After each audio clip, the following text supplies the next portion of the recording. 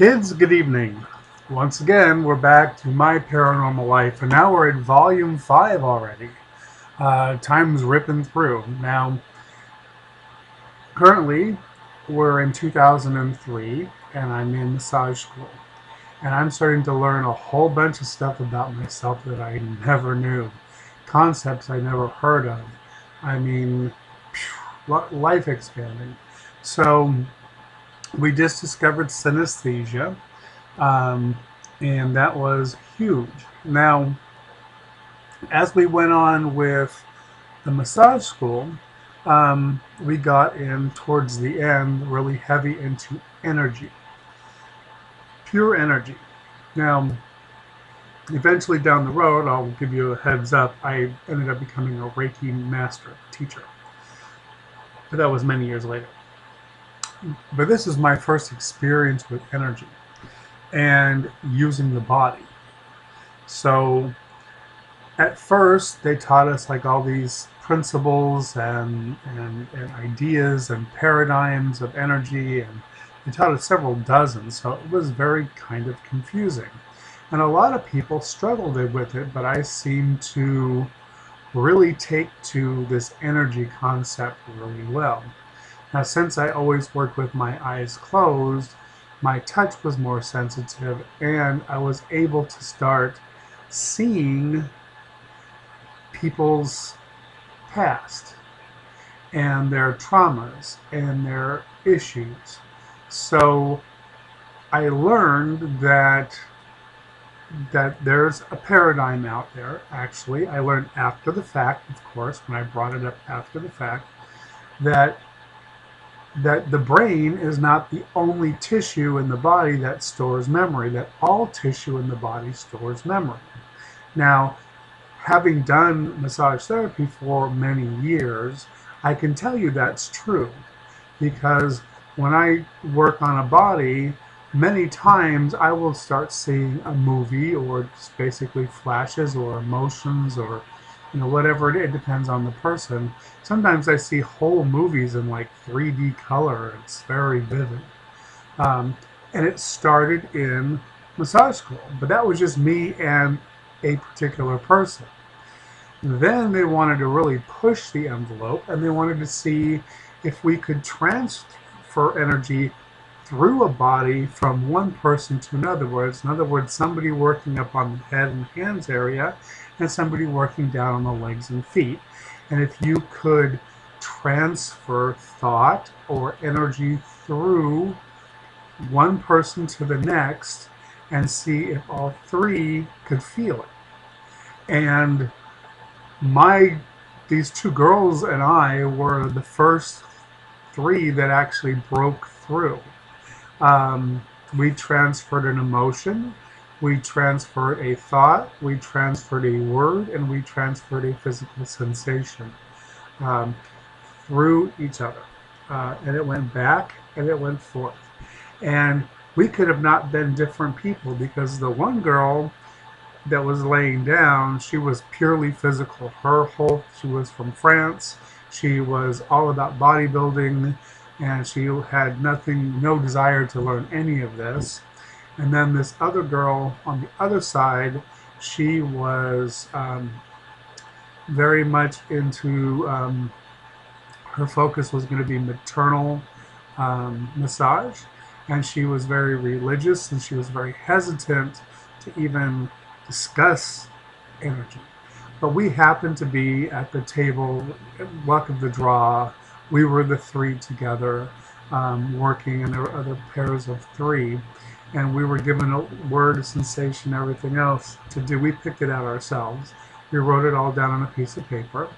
We folded the paper, and then we just kind of we went to work. And it was a 4-handed massage for this girl. And then at the end, we ended up at the end, and we started to intentionally work on energy without trying hard.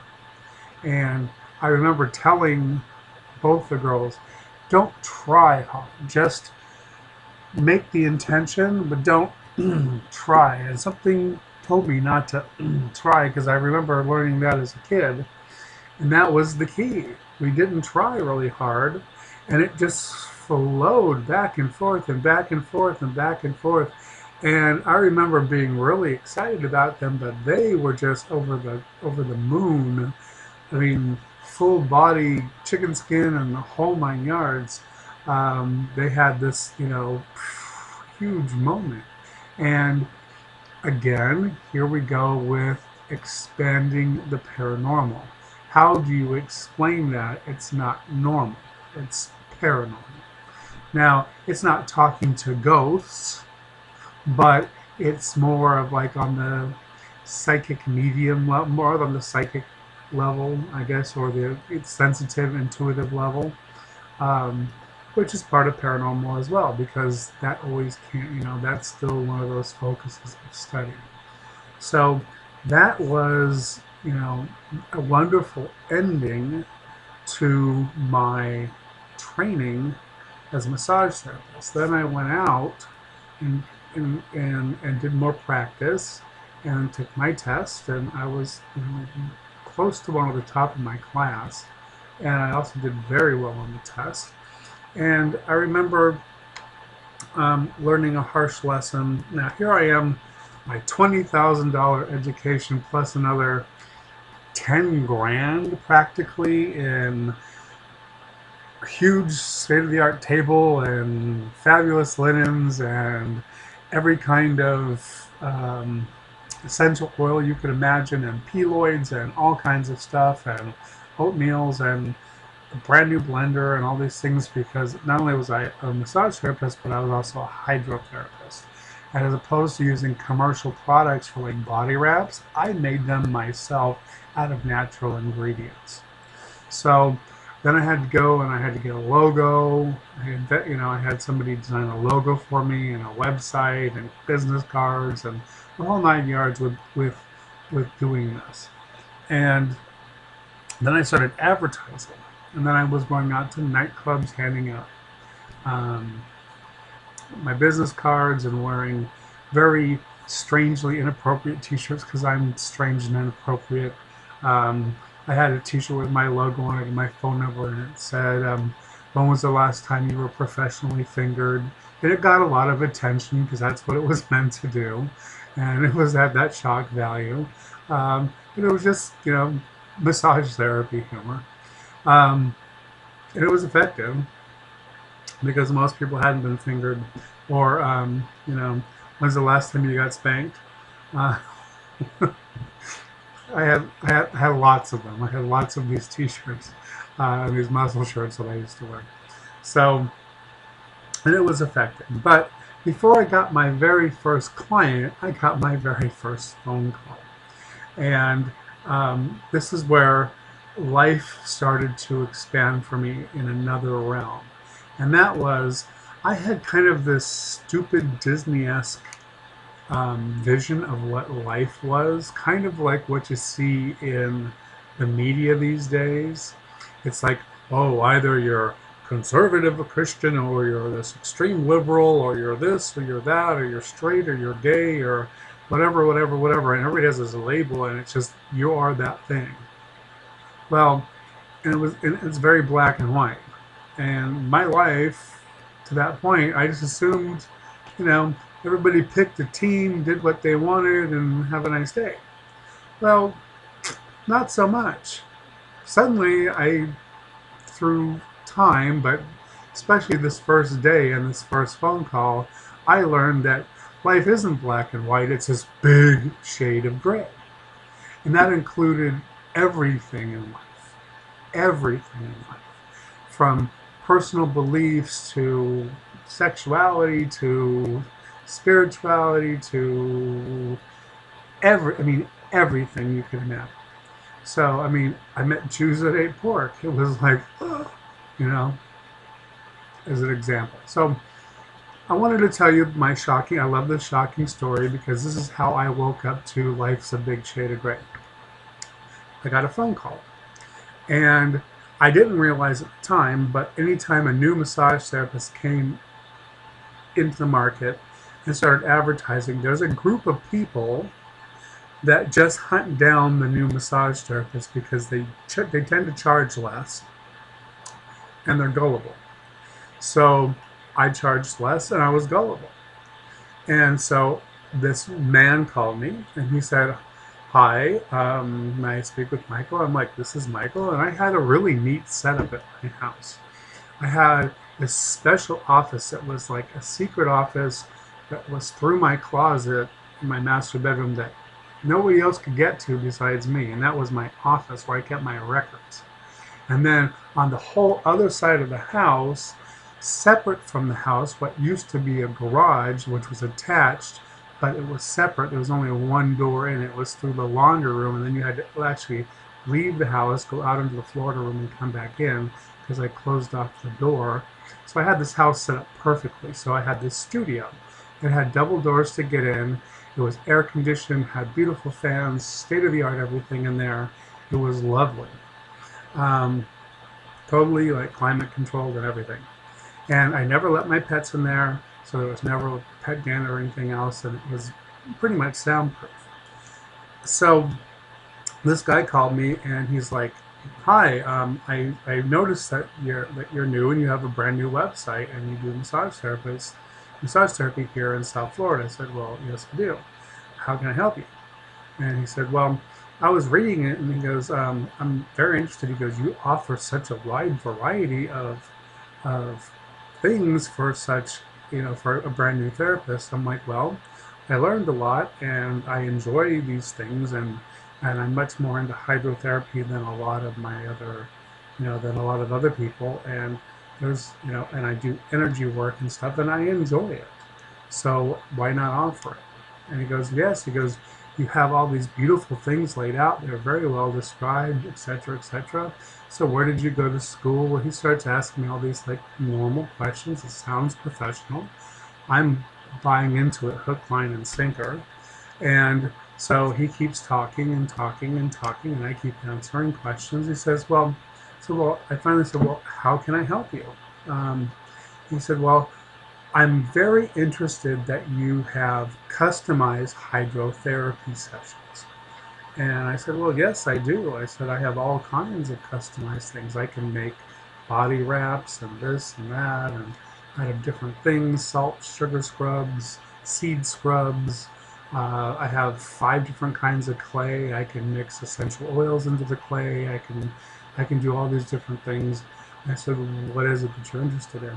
He said, "Well," he goes, "I want a very customized hydrotherapy." I'm like, "Okay, well, when are you interested in having it?" "Well, tonight about 9 o'clock," which would have given me plenty of time because it was about 11 in the morning, I guess, that day. And so I'm like, "Oh, well, that's great. What kind of hydrotherapy session are you looking for, and how can I help you?" He says, and then he heard one of my dogs, but he heard Spoochie, my beagle, that's still alive, bark. And then the Chihuahua, his little sister, barked along too. And he says, "Oh my goodness, do you have pets?" And I said, "Well, yes, I do." And I said, "But don't worry." I'm thinking he's allergic to pets or doesn't like pets. I said, "They've never been allowed in my massage room. My massage room has no fur. It's completely sterilized. You don't have to worry about a thing." And he says, "Oh, no, no." He goes, "I like people with pets." And he goes, "I particularly like pets. And that's actually important to me when making an appointment with a massage therapist because I tend to believe that massage therapists with pets are better people." So then he starts asking me some more questions to kind of divert my attention from pets for a while. And then I finally dragged him back into, "Okay, well, what do you want?"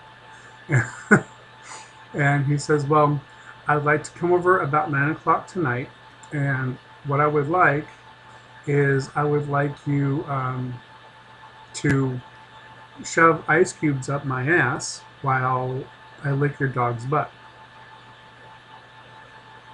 Now, at the time he said this, I could hear his wife and his little daughter in the background at his house. And so now this suddenly, if you're straight thing just kind of went. And then I realized that people had strange fetishes that I must have been working at the airport when sex became an extreme sport because I'm just a little bit kind of vanilla like that. So I was like, okay. I was boiling at this point because I only have two morals, which is leave the children and the animals out of it. Um, don't harm children, don't harm animals, and leave them out of all kinds of sex because consenting adults have way too many uh, possibilities at their disposal. Um, so I got my breath and I went kind of back into airline mode, like crisis mode, and I got my composure and I said, okay, well, are you going to bring your own ice cubes or do you want to use the ice cubes that come out of my ice machine here? And he says, well, it doesn't matter. I said, well, different ice cubes have different shapes and maybe you have a preference. I don't know. He says, well, we can use your ice cubes. I said, okay. Um, so let me ask you another question. I said, do you want me to incorporate an essential oil or aromatherapy aspect into the ice cubes? And he's like, well, what do you mean? I said, well, I have essential oils, all kinds of essential oils. It can smell like orange or grapefruits or mint or, bergamot and I went on, like listing things. He goes, well, what do those do? I said, well, besides they smell, they also have, different medicinal properties. And he says, well, do you have any recommendations? I said, oh, yes, I do. As a matter of fact, I recommend peppermint. And peppermint, for those of you that don't know, burns your orifices terribly. It'll burn your eyes, it'll burn your butthole, it'll burn your genitalia anywhere. It's horrible. It'll burn it really bad. So I said, yes, peppermint is absolutely refreshing. I said, I would suggest a good dose of peppermint. He says, well, how much extra would that be? I said, about $25. And he said, well, let me think about that. So I said, okay, well, um, I have two dogs. I said, do you have a preference?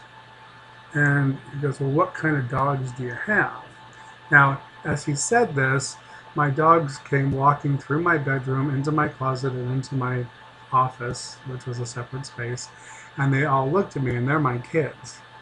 And I said, well, I have a beagle and a chihuahua.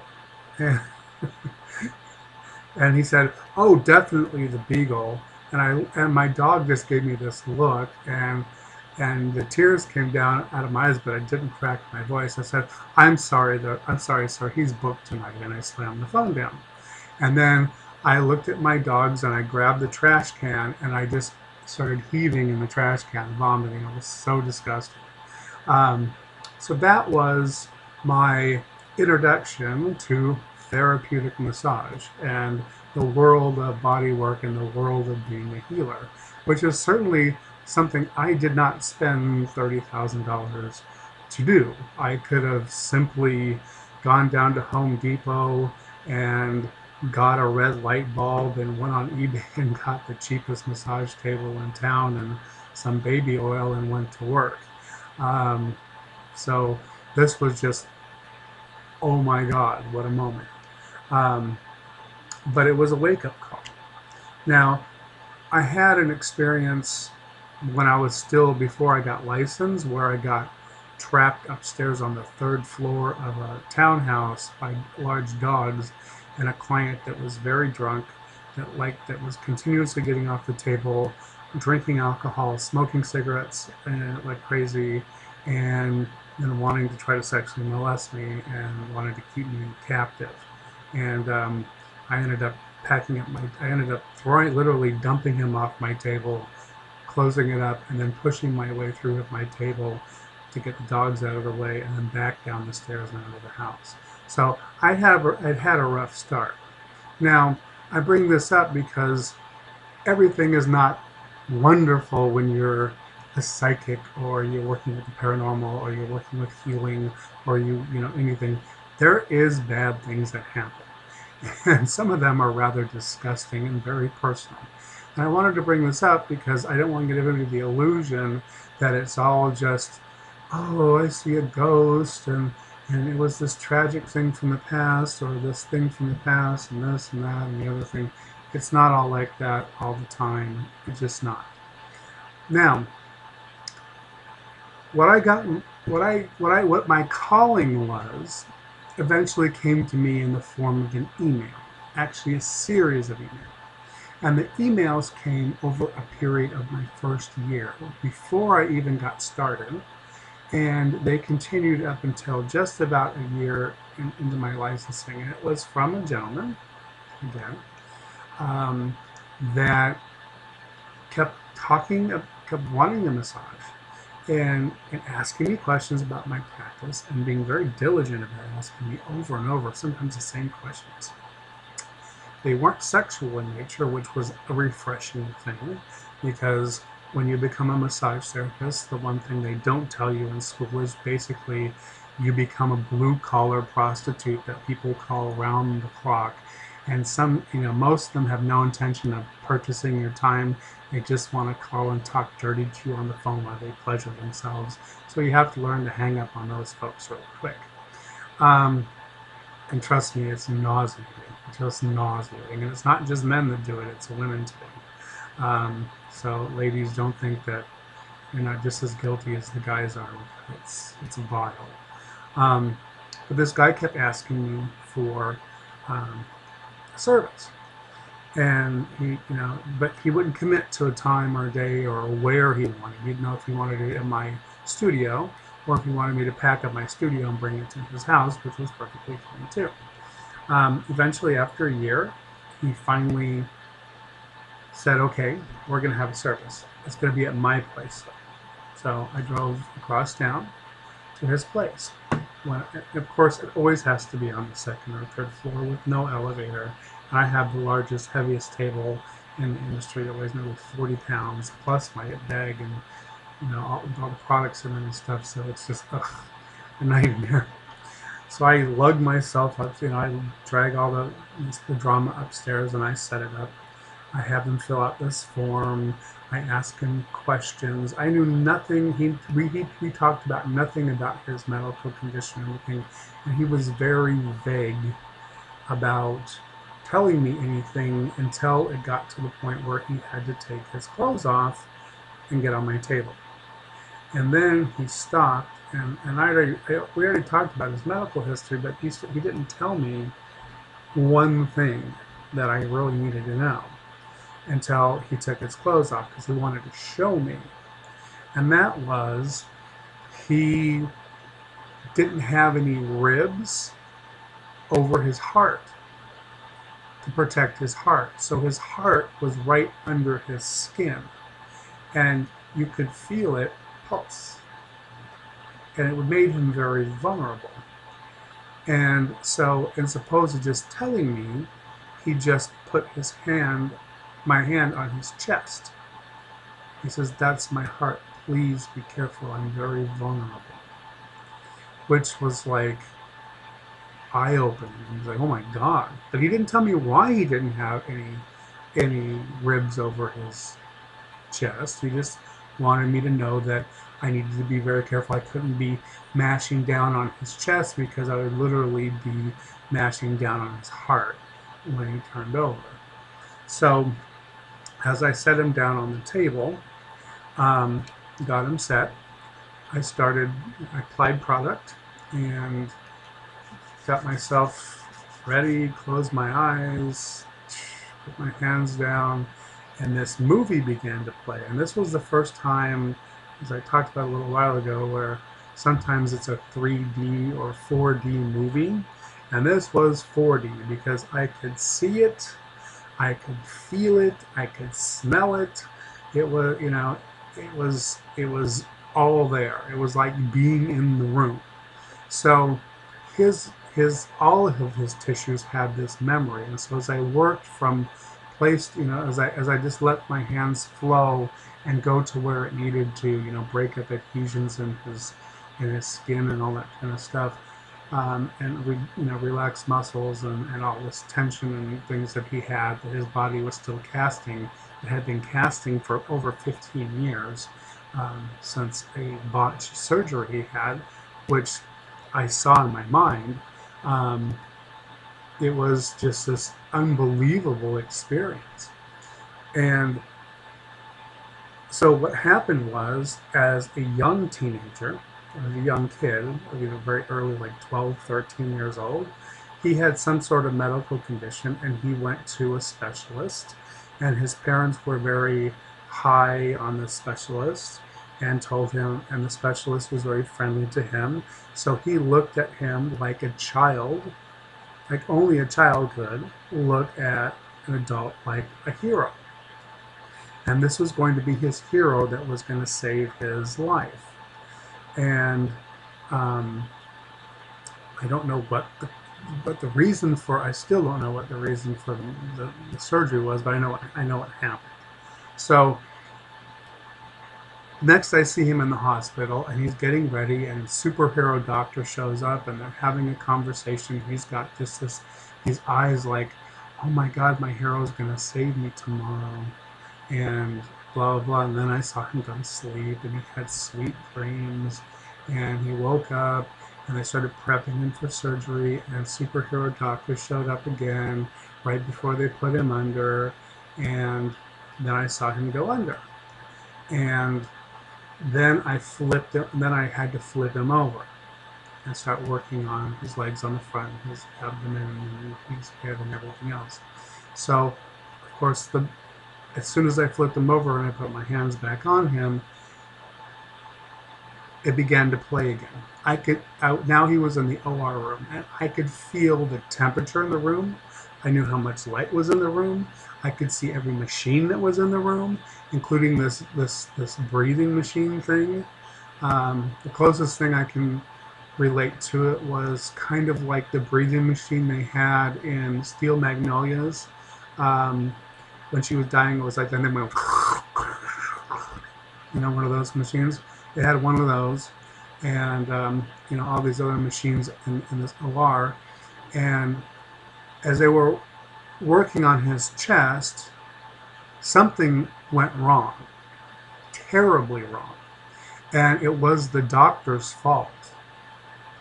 And they ended up having to call in two other doctors to salvage this kid's life, and they ended up having to cut out the ribs to help do that, because this doctor had apparently cut him in a place where he was losing blood, and without cutting the ribs, they couldn't stop the bleeding.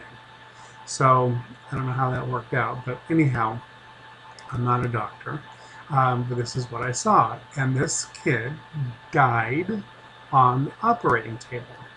And he died, and he left his body, and he was conscious that he left his body, and he floated up, and he sat down on top of this machine, this breathing machine, and he just watched these people, these two other doctors rush in, and all these nurses and everything, basically salvage his life. But in the process of doing that, it was so violent with the cutting of the ribs and all this twisting and stuff to get to this whatever was bleeding or been cut or was wrong, that it mangled him. Literally, it left him kind of, his whole skeleton kind of twisted in his body, if that makes any kind of sense to you, as a mental picture. So he doesn't quite fit exactly in his body like he used to. It's kind of twisted a little, like off kilter. Not twisted like this, but twisted like this. Strange. So he also watched Hero Doctor basically get pushed to the side and essentially started to have a breakdown and pass out. So suddenly Hero Doctor wasn't a hero, Hero Doctor was a villain. Now, they finally revived him, and he remembers going back into his body. Eventually, they woke him up. Eventually, they had to start explaining to him that, things were things were complicated in his surgery, but they didn't tell him he died at his parents' request, because his parents didn't want to deal with anything like that. And then he went and told his parents, I died on the operating table, and I left my body. And his parents said, no, you didn't. That was just a dream. It isn't real. Don't talk about that anymore. That's crazy talk. Blah blah blah blah blah. And he said, no, but I really, and the parents just shut him down. And it frustrated him so much. And then the doctor, hero doctor, finally came in um, almost 2 weeks after the surgery, and and tried to pretend like nothing, like it wasn't his fault. And you know how when you take away a child's toy and they become enraged, you know that pure rage that children can get, just pure hate, just rage and hate. This guy just had this rage and hate for this doctor that was just pure like a child. It was, I mean, when I touched it, it was like literally like being electrocuted. It was just that strong. It was emotionally and physically that strong. It was just this pure hate. It was just undescribable. So after I got through the service, I was working on his head. So I was seeing what had happened in the intervening years after the surgery. And that was all up in here, his face and his head and his neck. And he basically had isolated himself his whole life from people, and didn't like, and never had relationships or boyfriends or girlfriends or anything like that, because he was always too afraid of being so vulnerable with his heart just literally hanging out. So he was always very leery of people, and he became quite the loner. Um, so and he had totally fallen asleep while I was working on him, because I put him in a very deep, relaxing state. And he'd never had that before. And I actually put my hand on top of his heart, and he never had that before. And he didn't wake up, but he actually told me later that he could feel it, and it felt really soothing, because I was sending him very um, good, positive energy, which is important. Now, when I sat him up, I usually never talked to my great grandmother told me, um, don't talk to your clients about what you see, or if they bring a spirit in with them, like their dead relatives, if that spirit starts talking to you, don't talk to your clients about that, because you're going to freak them out. And she told me after the first time I made that mistake, and I freaked out a client. So I just didn't. But something told me on this occasion I had to open my mouth, and I had to say something. And so I sat this guy up, and I got him a glass of water, and I said, um, I listen, I have to tell you something. I don't know how you're going to take this, but I usually don't talk about these things, but I've got to tell you. I said, I have this ability to see things when I work with people, and I saw something that was hugely significant. I just need you to know, because I'm being told you need to know this, and I don't know why. So I don't even know if it's true, but I'm going to tell you anyway. So I went and I told him from beginning to end what I saw. From, the setup to the surgery, through the surgery, the post-surgery, the parent situation, and everything. And as I got to the parent situation and, wrapping up towards the end, this guy got up off my table, and he walked all the way to the far side of his apartment, and he went into the corner, and he crawled into a fetal position on the floor, and he began to scream like I have never heard anybody scream before. Eventually, I heard that same scream from my mother, which we talked about in the previous video. Screamed at me that way. He wasn't screaming at me. He was just screaming. He was releasing all of this stuff that had been going on for 20-something years in his life.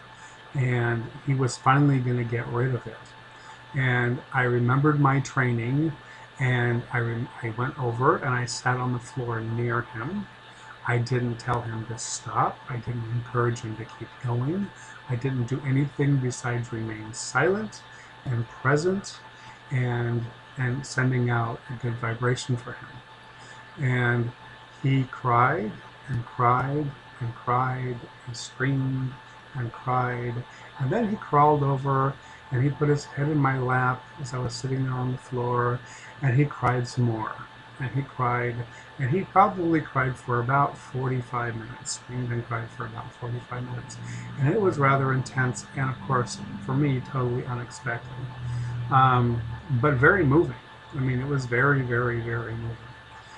And when he finally finished, he got up and he went over to my table and he sat back down again. And he asked for another glass of water. So I went and got it for him. And he said, he goes, I don't know what to say. He goes, I knew you were the one. I knew you were the one. Something told me you were the one, and I can't begin to thank you for what you've just done for me. You saw what I saw. You believed me. You believed me without me having to even tell you the story. He goes, no one ever believed me. Not even the doctors or the nurses that knew I died believed me. And he goes, you saw it and you believed me. He goes, you have no idea what that feels like to finally be validated and to be understood. And it was just this huge moment. And as he said this, I knew inherently I would never see him again in person ever. And I never have.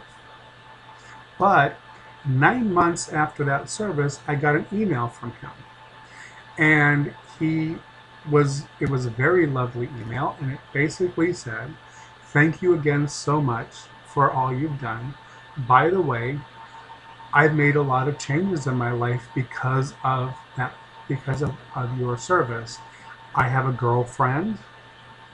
We're thinking about getting married. I've never been happier. I'm going out. I'm doing things. I'm doing things that I was so scared to do before. I finally had sex for the first time with with his girlfriend, obviously. And he goes, after all these years of being a virgin and being too scared, he goes, it was the most amazing thing. And if it wasn't for you, I never would have gotten there. And, and I wrote him back. I said, I'm so happy that you're happy, but it really wasn't anything that I did. I said, it's what you did. I said, I just happened to be there to witness your healing. I said, never confuse the healer with the healing. I'm just there to provide a witness I'm just there for energy and to provide a witness that you did your own healing. And don't ever let anybody else teach you different. If anybody, a psychic, a doctor, or anything comes to you and says, it's going to be all about me and I'm going to do this for you, I said, that's wrong. You're doing it. Because any surgery, as you know, can be botched by any doctor. So it's not the healer, it's you. The healer is just providing the energy and the witnessing to the healing. And all you needed was someone to witness what you basically validate what you needed to hear or what you had seen so that you could heal yourself. And he didn't initially write back, but he wrote back about 2 months later. He goes, I really had to think about that email. He goes, and thank you very much. He goes, I can't begin to thank you again. He goes, that makes total sense. So I know this is even longer than, I'm trying to keep my videos down, but they keep getting longer. It's an important lesson when paranormal too, that if someone says, this machine, because I made this machine, it does everything, or you need me to use this machine to get your result, or you need me, this psychic, or this sensitive, or this medium, to do this or that or the other thing, no, you don't. You can do it.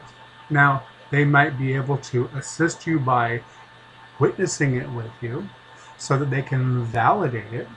They say, yes, this did happen, but it's you that is going to have the experience.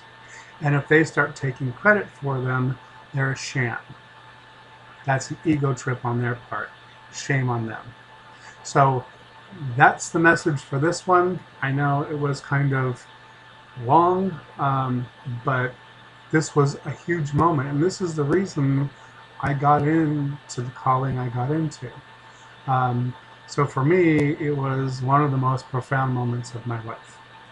And thank you for listening, and we'll see you again on the next video.